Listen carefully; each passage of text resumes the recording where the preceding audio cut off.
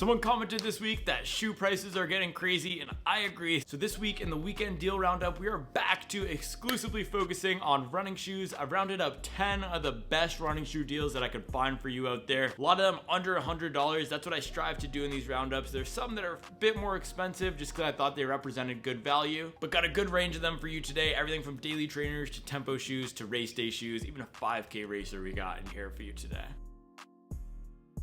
Alright guys, before we get into it, if you haven't checked out the Running Shoe Matcher yet, go to runningshoematcher.com. So the Running Shoe Matcher is a really cool tool I built that matches you with the best running shoes for you based on your goals and preferences. So you can select if you want a soft shoe, a firm shoe, a daily trainer, a tempo shoe, a race day shoe, whether you need a stability shoe or not, and we will pair you with a few of the best shoes for you based on what you need. So go ahead and check that out at runningshoematcher.com. Alright, let's get into it. Alright guys, so first up this week, we have the ASICS Novablast 3. Now, if you follow the channel, you've seen that I posted a Novablast 4 preview recently. Got some info about that that's been trickling out. Looks like the stack height might be going up a little bit, but generally it's going to be the same shoe. But because of that, Novablast 3 price is coming down, and we see them listed for $110 at a ton of places right now. The one that I'm highlighting here is Fleet Feet. So Novablast, if you're not familiar, is going to be a soft and cushioned daily trainer. So a great shoe for everyday running where you don't need to go super fast or you don't have a scheduled workout in there. With that soft and cushioned FF Blast Plus foam that's in the midsole, it is going to have a nice protective ride. So really good if you're in a high mileage period of marathon training or otherwise trying to build up your mileage and need a shoe that can support that additional stress and stimulus on your body.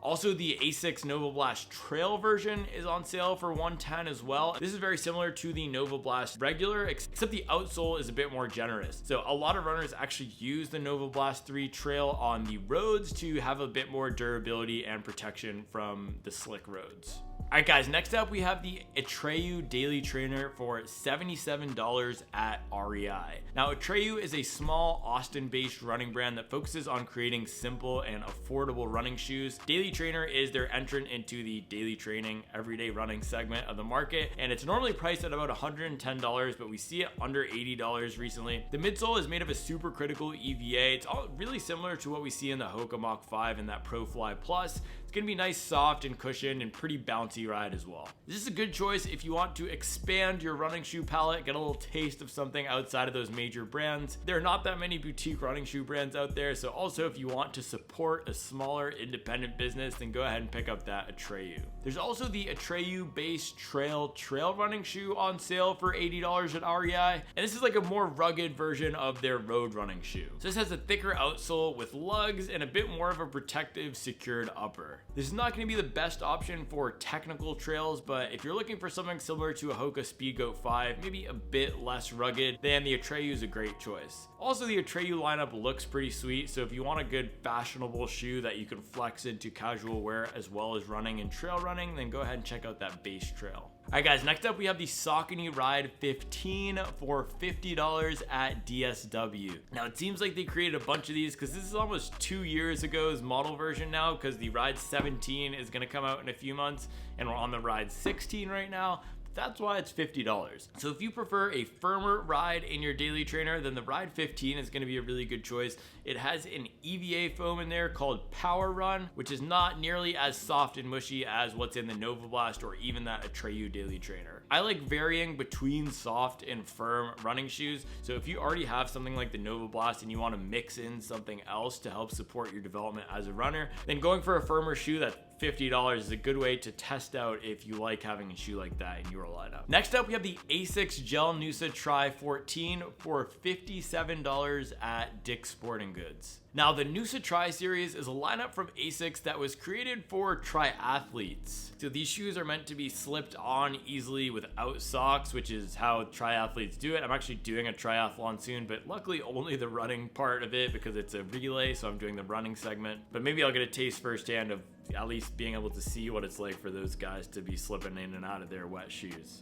This is a really solid daily trainer type of shoe. It has an EVA foam in there. It's their standard flight foam, not their flight foam Blast Plus that we see in the Novablast and Gel Nimbus and Gel Cayano. So it's gonna have a bit of a firmer ride, but it is a nice faster shoe as well because it comes in on the lighter end of the spectrum.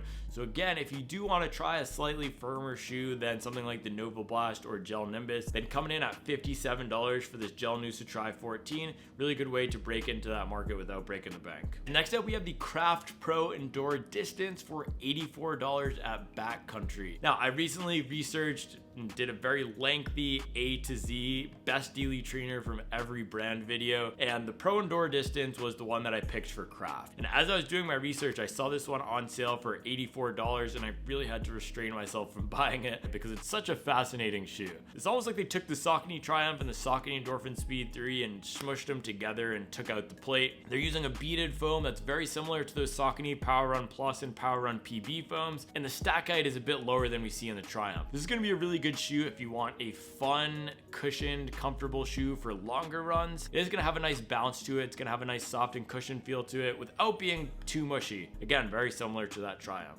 I've been excited about the Craft brand for a while now. I actually have one of their hoodies that I got from the Charlotte Marathon, and it's just a completely dialed in fit on that hoodie. All around, their lineup is high quality. They do a lot of good stuff on the trail running side, so really should check them out on the road running side as well. All right, guys, next up we have the Adidas Adizero SL, which is on sale for $50 right now at Dick's Sporting Goods. Now, if you follow this channel, you know I love highlighting this shoe because it's my favorite firmwear daily trainer at the moment, and it's often on sale, representing great value in that firm everyday running shoe segment. So this one has got a stack of that light strike foam in the midsole, that firmer EVA, and it's also got a little puck up in here you can see through the slit of Light Strike Pro, which is that marathon racing foam. So that's going to give it a nice and bouncy feel. When you do want to run faster and get up on your toes, you will feel a nice pop off the forefoot. I will caution you, if you buy this, don't go into it expecting it to be a Novablast or even a Nike Pegasus. It is going to be pretty firm out the box, and it takes 50 to 70 miles to break in. All right, guys, next up we have the Nike Streakfly for $95 at Running Warehouse. So the Streakfly is Nike's 5K and 10K racing shoe. It uses that same ZoomX foam that's in the Vaporfly and the Alphafly, but there's a lower stack of it here in the Streakfly. This is going to be a good shoe if you like a soft foam in your racing shoe. Also, if you like a connected feeling to the ground. A lot of runners use this instead of as a 5K and 10K racer as a workout shoe. So if you have interval workouts on your marathon training schedule, this is a really good option for those track day type of workouts. There is a midfoot shank in there to provide a bit of stability and structure to it, but you're not going to get a whole lot of benefit from a carbon fiber plate like you would with a full-length plated shoe. At under $100, it's definitely worth a try. I used to see the Takumi Sen 8